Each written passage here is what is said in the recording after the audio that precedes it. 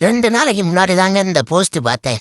வடசென்னை படத்துல வரும்ல, அந்த கிளவி சொல்லும், சந்திரா நல்லா பார்த்துக்க, இவன் தான் உனக்காக செய்ய போறான் அப்படின்னு. நான் கூட நினைச்சேன் இந்த ஐயரா செய்ய போறேன் அப்படின்னு. இவன் ஐயர்லயே ரெவுடி ஐயராக்கோ அப்படின்னு வரும் டைலாக்கு. அந்த மாதிரி தாங்க நேற்று அடிச்சாங்க. ஐயர்லயே ஒரு ரவுடி ஐயராக்கோ. டெல்லி கேபிட்டல்ஸ் 264 ரன் டார்கெட் வைக்கிறாங்க. இதை எங்க அடிக்க போறாங்கன்னு பார்த்தா மரண அடி அடிக்கிறாங்க பஞ்சாப் கிங்ஸ்.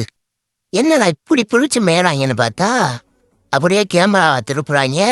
அங்கே பிரித்தி சிண்டா அப்படி போடு அடி சக்கே நானா. அதனாலதான் அடிச்சு நம்ம பயில தும்சம் பண்றாங்க.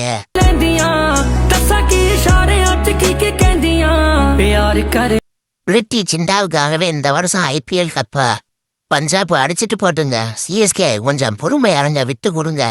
பாவம் பிரித்தி சிண்டா 19 வருஷமா ஐபிஎல் கப்பு வருமானு கனவோட பாத்துக்கிட்டு இருக்கு. ஆனா பிரித்தி சிண்டாவுக்கு வயசு ஆகுமா என்னன்னே தெரிலங்க. நான் 15 வருஷத்துக்கு முன்னாடி எப்படி பார்த்தேனோ அந்த அம்மா அப்படியே இருக்குங்க. இப்பயே ஹீரோயினா போய் நடிக்கலாம் போல. ஆனா வயசு 51 வயசுன்னு சொன்னா யாரு நம்புவாங்க?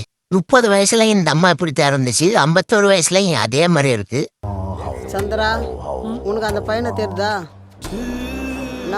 என்ன மாதிரி யாரெல்லாம் நினைக்கிறீங்க பிரித்தி சிண்டாவுக்காகவே இந்த டைம் பஞ்சாப் கிங்ஸ் கப்பு அடிக்கணும்னு கமாண்டல்ல சொல்லுங்க.